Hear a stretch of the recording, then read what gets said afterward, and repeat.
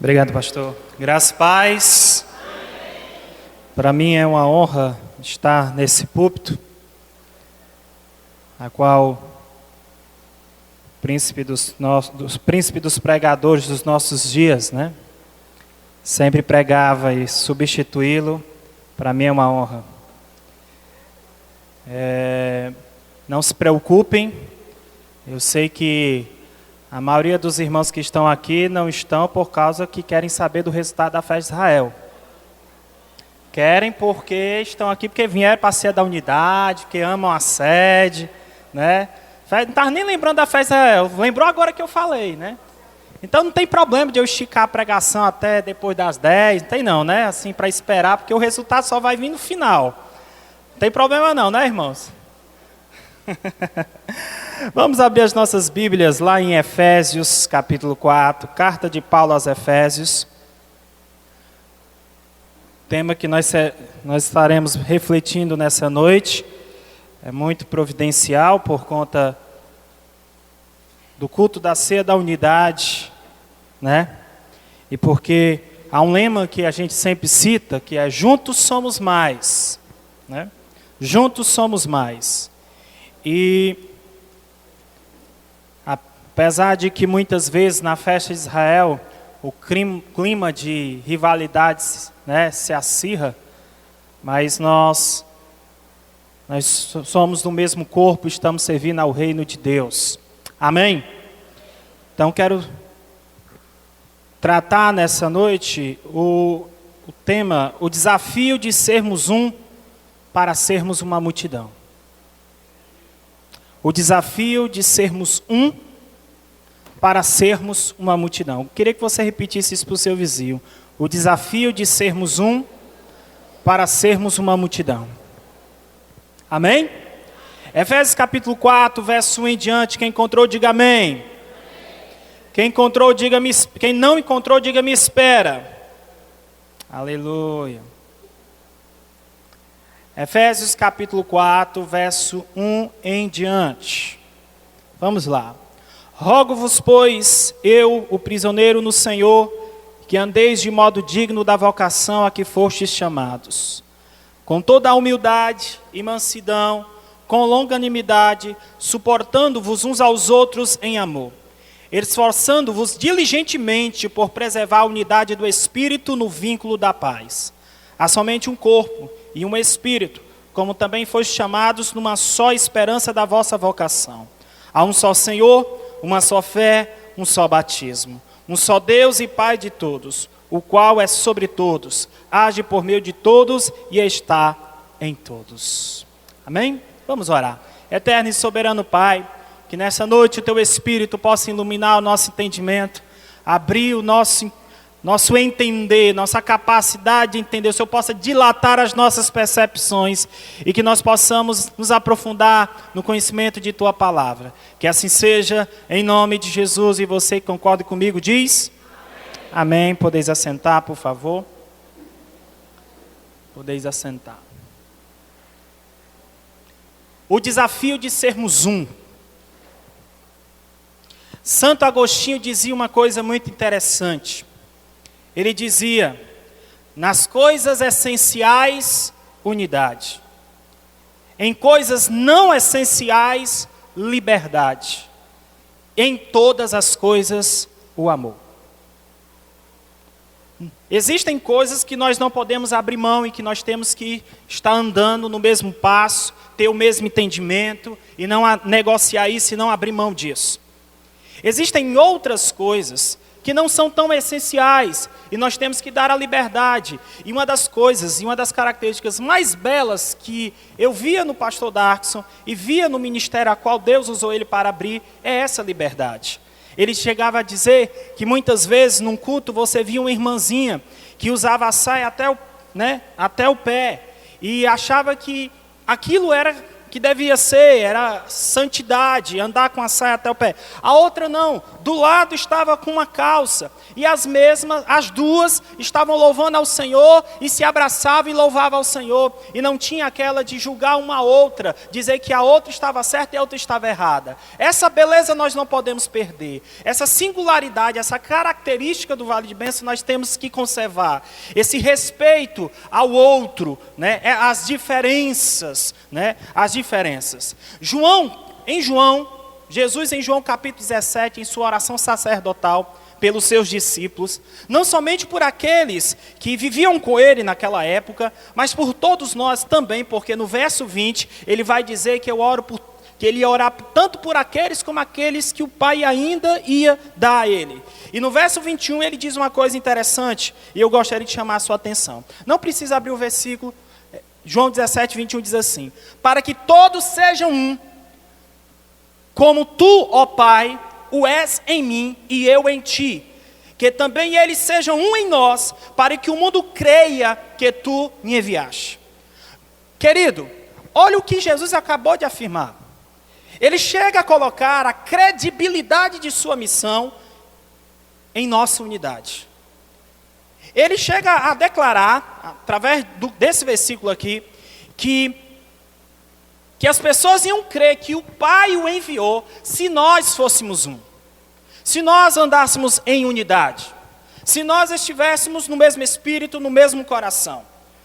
Ou seja, a credibilidade de Jesus está em jogo quando nós negligenciamos a unidade.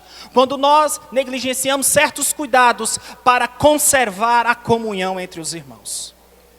Em João 13, Jesus nos ensina como isso será possível.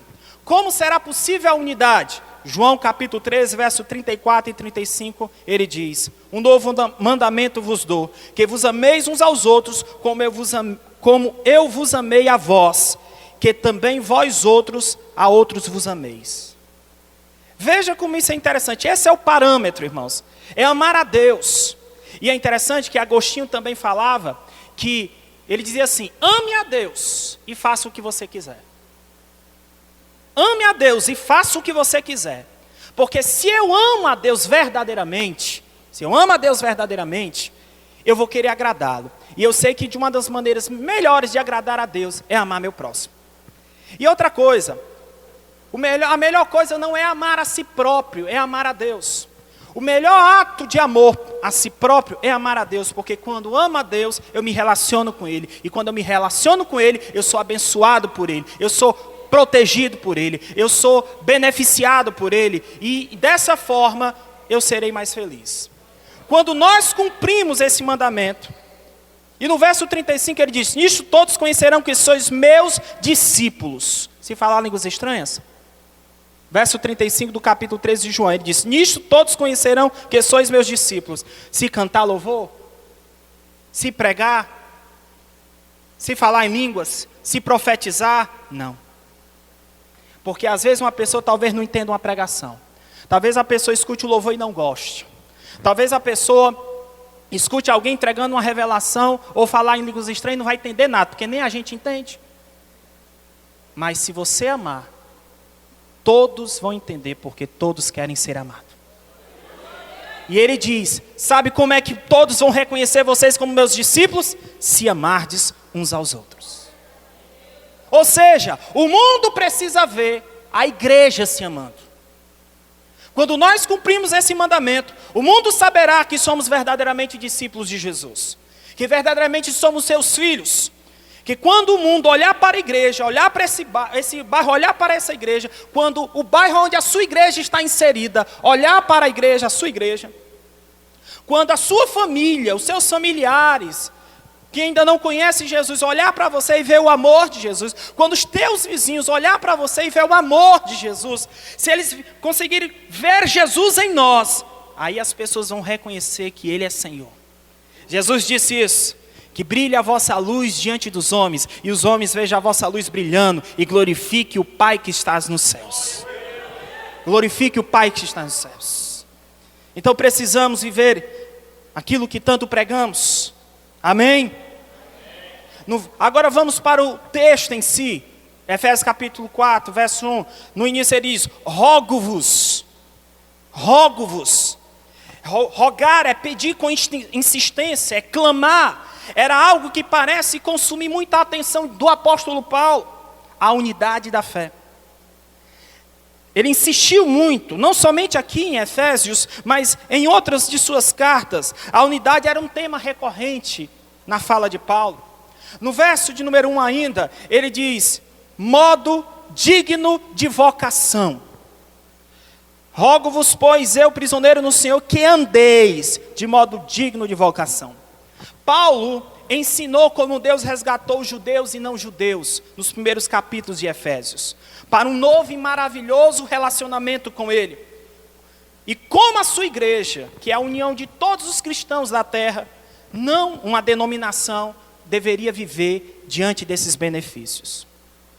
Interessante notarmos, irmãos, que hoje nós constatamos um exclusivismo de algumas denominações, que fizeram dos seus membros hasteassem mais a bandeira da denominação do que de Cristo. Por isso que é mais fácil, e é muito fácil você encontrar uma pessoa que é mais assembleano do que cristão, que é mais batista do que cristão, né? Que é mais presbiteriano do que cristão, né? Isso é muito fácil. E nós não devemos, nós devemos acima de tudo hastear a bandeira de Cristo, a bandeira da cruz. Amém? Agora no capítulo 4, que é o capítulo a qual nós lemos os versículos primeiros, o apóstolo passa a mostrar como os crentes em Cristo devem se desenvolver e amadurecer na fé. Ou seja, por meio da unidade.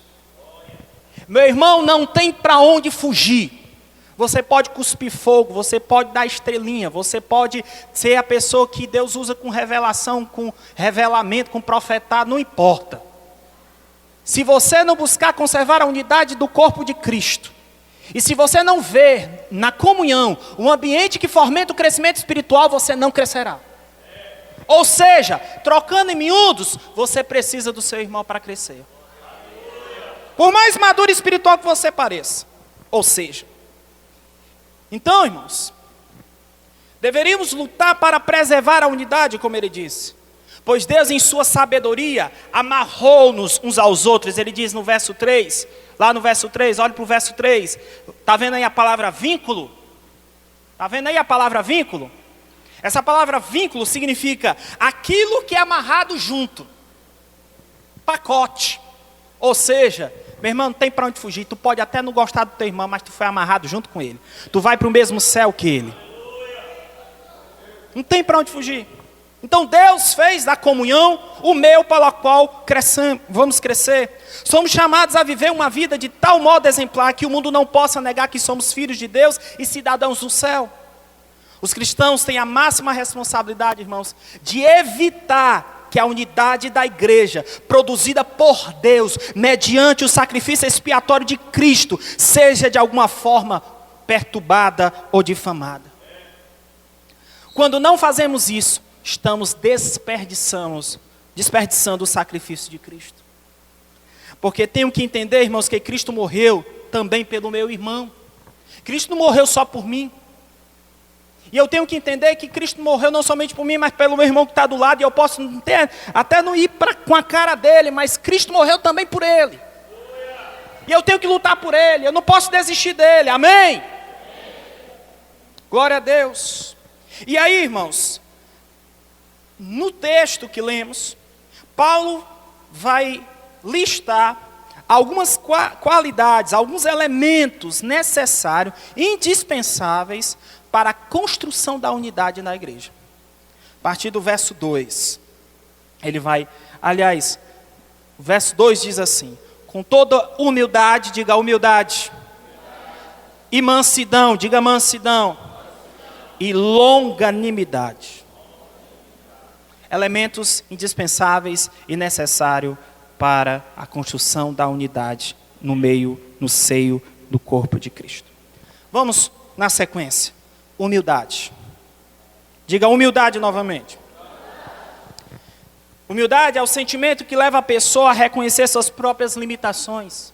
É a modéstia, é a ausência de orgulho. Eu costumo dizer que humildade não é a ausência de riqueza. Isso é simplicidade. Humildade é a ausência de arrogância, é a ausência de orgulho. Isso é humildade. Amém? Então, irmãos, a humildade é um fator indispensável para a construção da unidade. Nenhum relacionamento, nenhum amor, nenhum afeto, nenhuma comunhão resiste ao orgulho, que é separatista, que é egoísta, que faz com que a pessoa pense só em si. Por isso que Paulo vai falar em Filipenses capítulo 2, verso 1 a 4, e continua falando nos versos posteriores sobre a humildade. Se você for lá, em Filipenses capítulo 2, verso 1 a 4, ele vai falar da humildade. E a partir do verso 5, ele vai evocar o exemplo a ser seguido. E ele vai citar o maior exemplo que há, que é o exemplo de Cristo, do seu sacrifício, do fato de ele ter se esvaziado de si e ter assumido a forma humana e dessa forma ter vindo no meio de nós. E ele diz, olha, o mesmo sentimento que houve em Cristo deve haver em vós. Cristo deixou a sua glória, Cristo deixou o Pai, Cristo deixou tudo para vir aqui encarnar e viver no meio de pecadores como nós. E aí Paulo chama a atenção da igreja para esse exemplo. Mas as pessoas orgulhosas, irmãos, elas geralmente se tornam alienadas da comunhão. Elas gostam de se separar. Olha o que é que diz Provérbios capítulo 18, verso 1. Provérbios 18, 1. Provérbios 18, 1. Provérbios capítulo 18, verso de número 1. Verso de número 1. Que diz: o solitário busca o seu próprio interesse e insurge-se contra a verdadeira sabedoria. Quem busca os seus próprios interesses é o orgulhoso, é o egoísta. Não é uma pessoa humilde que pensa no outro. E olha o que é que ele diz: o solitário busca seu próprio interesse e insurge-se, se levanta contra a verdadeira sabedoria. E aí, irmãos, lembro-me do que o escritor aos Hebreus também fala. No capítulo 10, verso 25, que ele diz que alguns estavam deixando de congregar. E aí ele vai dizer, nesse mesmo versículo, capítulo 10, verso 25 de Hebreus, que os tais que deveriam, a igreja deve ser essa comunidade onde as pessoas se exortam mutuamente. Só que as pessoas muitas vezes não querem ser exortadas, não querem serem corrigidas, e por isso elas preferem isolar e se cercar de pessoas que só falem o que convém a ela. Quando você se isola, é porque você é egoísta. Inclusive quando você priva o outro daquilo que Deus te deu para compartilhar com ele. Deus chamou você. E não importa quem é você, ou como você chegou a Cristo, não importa quem é você. Você é um membro do corpo de Cristo. E se você é membro do corpo de Cristo, você tem pelo menos um dom. Você tem uma vocação. E quando você se priva, quando você prefere não exercer essa vocação, não importa qual seja ela, você está privando o corpo de Cristo de ser beneficiado através da sua vida. Está privando a igreja de ser abençoada através da sua vida. Se cada um de nós, que é membro do corpo de Cristo, logo se não desempenha a nossa função, o corpo padece, torna-se defeituoso. Esse negócio de ser igreja em casa é desculpa para ter um círculo de amizade pré-selecionadas. Porque quando eu vim à igreja, irmãos, uma vez eu estava conversando com uma pessoa que trabalhava na empresa, e eu disse assim, rapaz, na empresa, na sua empresa, você pode dizer assim, esse aqui fica, esse aqui não fica. Esse aqui eu não fui com a cara, esse aqui está me dando dor de cabeça, vai-se embora. É ou não é? Agora na igreja dá para fazer isso? E nem deve. Você vai ter que suportar. Tem que engolir seco. Contar até 1000 se necessário for. É ou não é? É, irmãos. Então, esse negócio de, eu vou buscar Deus em casa. Eu costumo dizer, irmãos, não, por favor, não me interprete mal. Claro que Deus é a prioridade em tudo. Mas a boa razão de vir à igreja não é propriamente dito Deus. Por quê, pastor? A gente não vem aqui para buscar Deus? Sim. Mas eu posso buscar Deus em casa? Posso. Por que eu venho para cá? Para ter comunhão contigo. Para juntos crescermos em devoção a Deus e em compaixão uns para com os outros. Porque eu preciso de você. assim como você precisa de mim. Amém?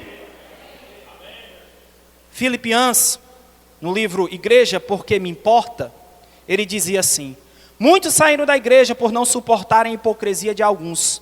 Esses são aqueles que se tornaram juízes quando deveriam ter se mantido adoradores e testemunhos de Jesus. Esqueceram que Deus é o juiz da hipocrisia dentro da igreja.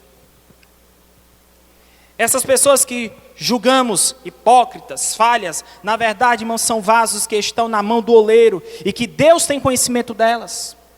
Já parou para pensar sobre qual a diferença de você para aquela que você descobriu que tem um pecado?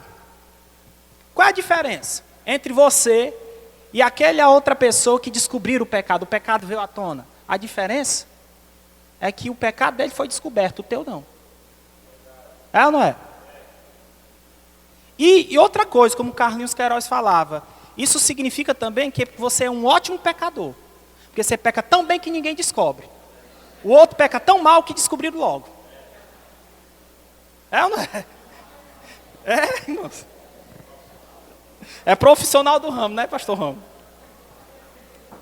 E aí, irmãos, no verso 3 do capítulo 2 de Filipenses, Paulo fala assim: nada façais por contenda ou por vanglória, mas por humildade.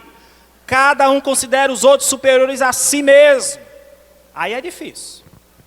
Aí é difícil. Eu considerar o outro superior a mim? Ah, rapaz. Aí que o bicho pega. Aí que o bicho pega. Segunda coisa, em penúltimo lugar. Qual outro elemento aí de Efésios capítulo 4? Depois da humildade? Mansidão. Mansidão é o modo de agir pacífico e bondoso, é a delicadeza. O manso é caracterizado pela atitude de mente e comportamento que, vindo da humildade, dispõe alguém para receber com gentileza e humildade qualquer coisa que venha a ele de outros ou de Deus. Ou seja, o manso não é o que o cearense diz, é o abestado. Não, o manso não é ser abestado, não, irmãos. O manso é aquele que sabe reagir de maneira calma às atitudes turbulentas que vêm contra ele. É diferente. Ele não é uma pessoa reativa, ele é uma pessoa proativa. Porque a pessoa reativa é aquela que reage diante da primeira ação. Alguém age ignorante com ele, ele reage ignorante. A pessoa fala um ar com ele, ele fala o resto do alfabeto. O proativo não. A ação dele não depende do outro, ou do que o outro fez ou deixou de fazer. A ação dele depende do Espírito Santo, da orientação que a palavra de Deus dá a ele, que ele procura seguir. Aí é outros 500 e é outro nível. Amém? E aí, irmãos, eu quero lhe dizer uma coisa, que uma vez eu disse para uma pessoa e ela ficou revoltada comigo, porque ela estava falando de uma pessoa que ela estava detestando, e disse assim: cara, sabe de uma coisa, tem uma frase que eu quero lhe dizer. Eu falei assim, uma frase, é uma frase, acho que é de Dorothy Day. Ela fala assim: eu amo a Deus na mesma proporção que eu amo a pessoa que menos ama. Aí ela disse: então eu não amo a Deus. Ela disse para mim que ela não amava a pessoa que ela mais detestava. Irmãos, nós temos que buscar viver aquilo que tanto pregamos.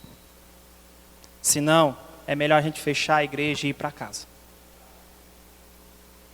Melhor fechar a igreja e ir para casa. Amém? Diz Romanos capítulo 13, verso 8: a ninguém devais coisa alguma, a não ser o amor com que vos ameis uns aos outros, porque quem ama aos outros cumpriu a lei. O problema é que tem gente que está com nome no SPC do céu. Está devendo o amor até dizer chega. Terceiro e último lugar. Qual é o outro elemento aí para a construção da unidade? Qual foi o primeiro? Qual? Segundo? Qual o terceiro? Longo ânimo. É o temperamento que não sucumbe facilmente sobre o sofrimento.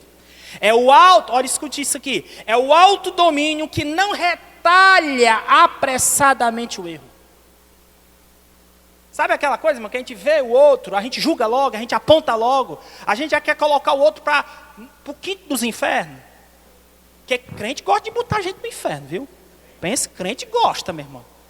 Crente nunca viu um negócio desse, né? E aí, irmãos,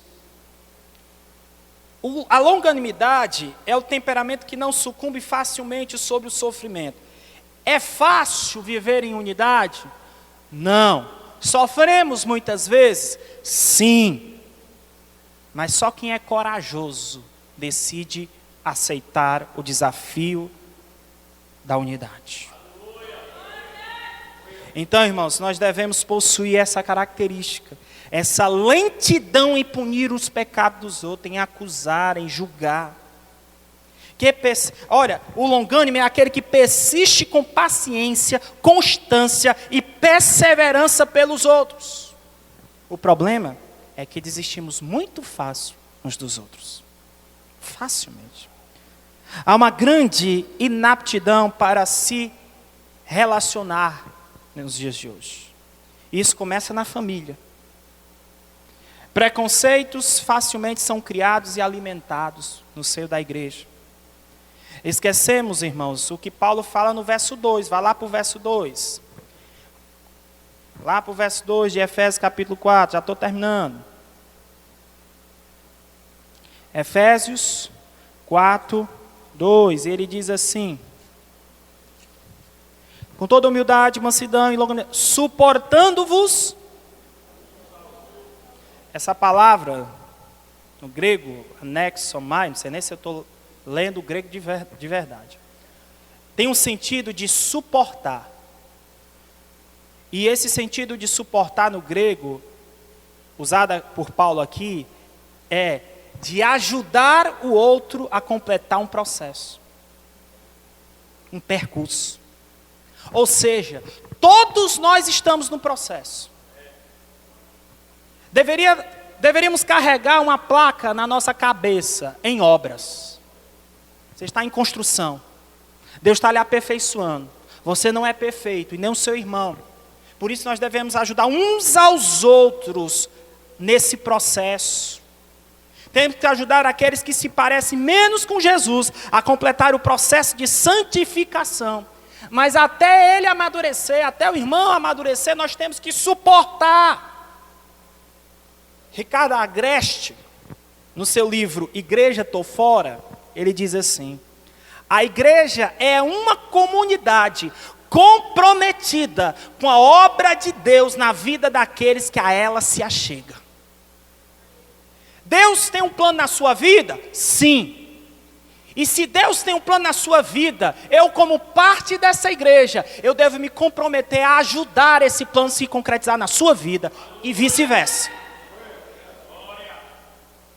Porque as pessoas, irmãos, não querem compreender que a igreja é um conjunto de pessoas em obras, construídas por membros, constituída por membros que ainda estão sendo moldados por Deus.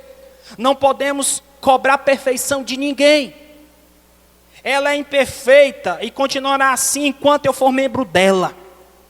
Enquanto você for membro dela. Por isso que eu digo lá na igreja, eu vou botar uma placa: proibida a entrada de pessoas perfeitas. Porque os religiosos se acham perfeitos. Existe igreja perfeita, mas a partir do momento que faço parte dela, ela se torna imperfeita. Não existe pessoas e igrejas perfeitas. O que existe é um Deus perfeito. E para concluir, se você não amar, conclusão, se você não amar, você se tornará um devedor, se tornará um não salvo, se tornará um assassino e se tornará um mentiroso. Como é o negócio, pastor? Lhe explico. Você se tornará um devedor se você não amar, porque, como nós lemos anteriormente, Romanos 13:8 diz que a ninguém devais coisa alguma, a não ser o amor com que vos ameis uns aos outros. Segundo, se você não amar, você está evidenciando que você não é salvo. Como assim, pastor? 1 João capítulo 3, verso 14 diz: nós sabemos que passamos da morte para a vida, porque amamos os irmãos. E quem não ama seu irmão, permanece na morte. É a Bíblia.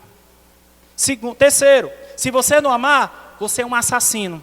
Pastor, não diga esse negócio, eu nunca matei ninguém não. Espera aí, deixa eu ver o que a Bíblia diz sobre isso. 1 João 3,15. Qualquer que odeia seu irmão é homicida. E vós sabeis que nenhum homicida tem a vida eterna permanecendo nele. E por último, você será um mentiroso se você não amar. Porque 1 João 4,20 diz, se alguém diz, eu amo a Deus e odeio seu irmão, é mentiroso. Porque quem não ama seu irmão, a qual viu, como pode amar a Deus a quem não viu? Pastor, eu não sei o que eu devo fazer. Simples, ame. E para encerrar, meus filhinhos, não amemos de palavra nem de língua, mas por obra e em verdade. O interessante é que ele diz, não amemos de palavra, de língua, ou seja, de atitude, de obras, mas ele acrescenta, e em verdade. Por quê? Porque muitas vezes somos capazes de demonstrar em atitudes, ou fazermos atos que pareçam que estamos amando, quando na verdade não estamos. E é uma possibilidade que Paulo nos dá em 1 Coríntios capítulo 13. No capítulo do amor ele diz, eu posso até dar meu dinheiro aos pobres, dar todos os meus bens aos pobres, se eu não tiver amor, nada serei. Porque, irmãos, é possível você fazer um grande ato altruísta e não ser amor de verdade. Se ter outra motivação egoísta. Por isso, meu irmão, ame não somente de palavras, mas ame de verdade e de obra. Deus abençoe.